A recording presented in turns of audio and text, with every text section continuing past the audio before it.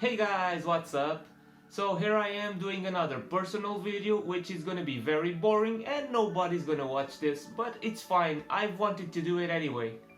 One of the main reasons why I've actually wanted to do this video was because last year, during the quarantine period, I've actually said that I was going to produce more stuff, more content for this particular channel, and it's true that I did a couple of videos, but suddenly I've vanished. So at least I owe some of you guys an explanation for that. And the main reason why that happened is because I've decided to stop collecting video games. This does not necessarily mean that I've completely stopped buying video games, or that I've stopped being a gamer, or I'm gonna leave the channel. It's not quite like that. It basically means that I no longer spend money on expensive stuff and limited editions and things like that, you know what I'm talking about. Right now I'm just buying those games that I really want to play, and it's no more than a title every couple of months, not more than that. And it was actually a good decision to stop spending so much money on video games for several reasons. It was something that I really enjoyed to do, but there are times in our life where we have to decide our priorities and we have to change our habits. In fact, collecting video games so seriously for such a long time actually became a little bit tiresome for multiple reasons, which I will explain later in the video. But let's just focus on what's important right now for this particular video, which is the reasons why I've actually stopped buying games. And the reason number one, which is pretty obvious, is money issues, alright? Lack of money in this particular case. Back in the days when I was still spending a lot of money on those rare and limited editions that cost quite a bit, I actually had a decent job. I mean, it was not perfect, it was not great, but it was good. The payoff was enough for me to pay my bills and still be able to buy all that stuff.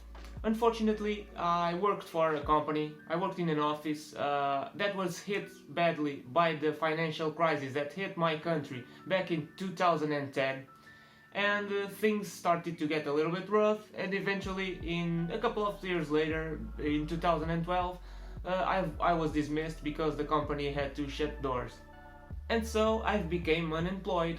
But I still kept on buying video games. Yeah, I know, it was not the right decision, but I was addicted. And right now I have to recognize I took it too far, really. So for the next couple of years I did not get a job instantly. I had several problems going on in my life that I really needed to get sorted before moving on. So in 2014, me and my mother, we decided that it would be our priority to actually fix the family house where we lived in, because it was in a very bad condition and it really needed some work. One of the main priorities was to fix the roof, because the roof was really old, the rafters were in bad shape, and obviously it had several leaks in different spots, so we needed to get it fixed first. And unfortunately we were scammed by the company we hired to rebuild the roof. We spent quite a bit of money and we were left with an incomplete roof that was very badly done. And you can pretty much guess what happens to a house that spends an entire winter, and even further than that, without a roof.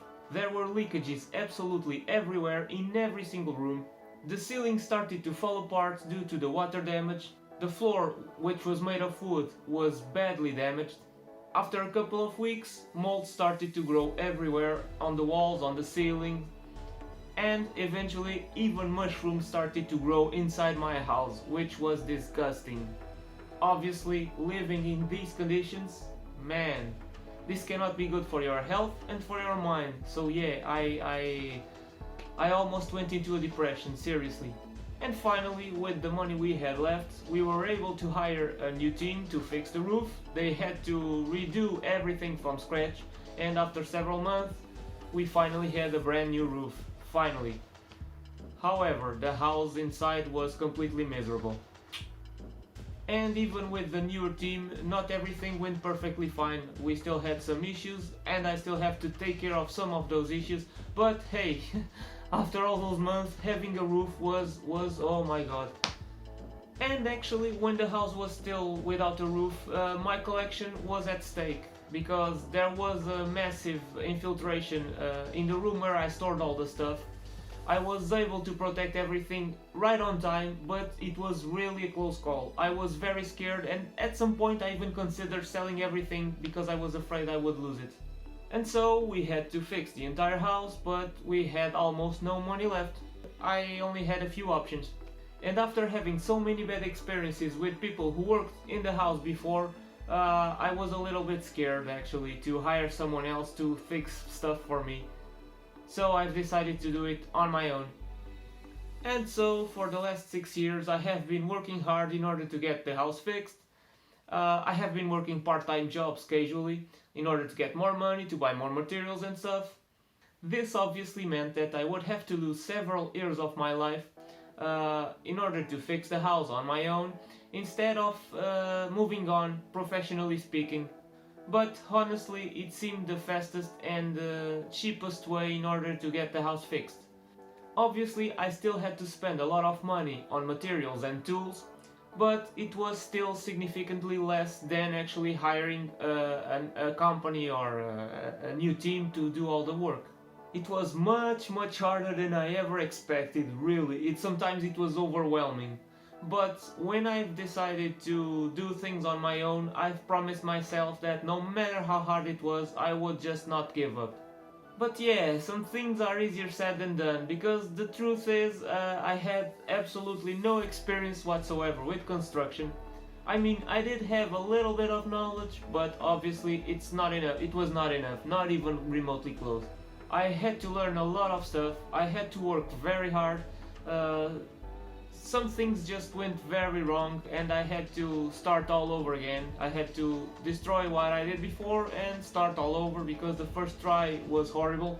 And then I thought, okay, now I know how it's done, the second time is gonna go so well. And it went even worse sometimes. Sometimes I was really depressed with my results, unfortunately, but it was that hard. However, with time and persistence, I eventually started to gain a little bit of experience and skills, and when I least expected, I started to see some positive results. For example, this room where I'm in right now, where I'm recording this video, it's actually my office. It was supposed to be my bedroom, but I turned it into an office, and it was the first compartment that I've actually finished from scratch, and the result was actually very positive. I've already finished other rooms as well, but there is a lot of work to do.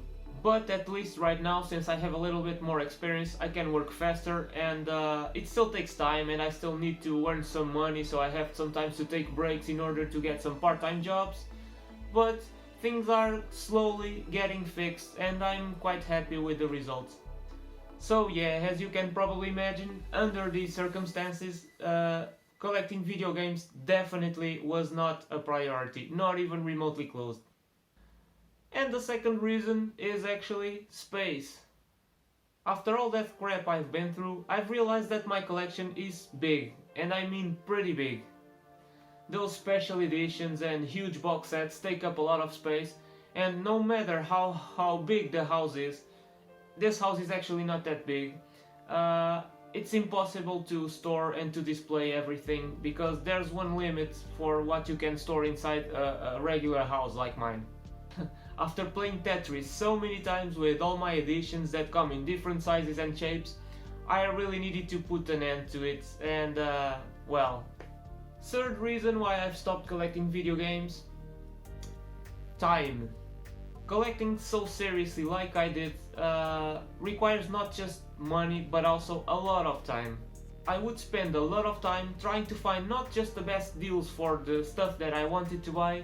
I also spent a lot of time in front of the computer constantly searching the websites and stores that usually had the important things on pre-order, like the limited editions, the popular stuff, the rare stuff.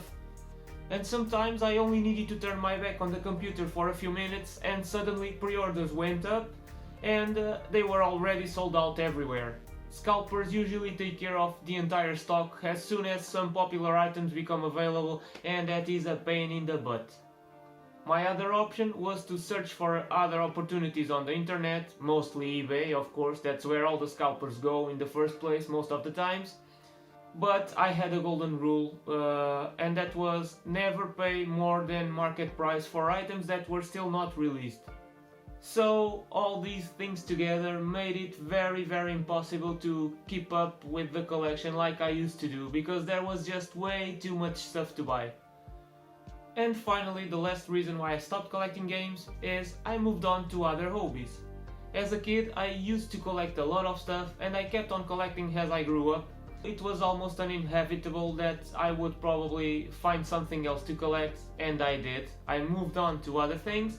One of those things are these boxes right here. These are Dragon Ball SH Figuart figures by Bandai. I have been collecting them for 2 years. I mean, they are not very cheap, but certainly much cheaper than buying those special editions that I used to buy for very high prices sometimes. And so that's it. These are the reasons why I've decided to stop collecting video games, and I've actually think it was a good decision. I would like to thank the only 2 people that will probably watch more than 30 seconds of this video.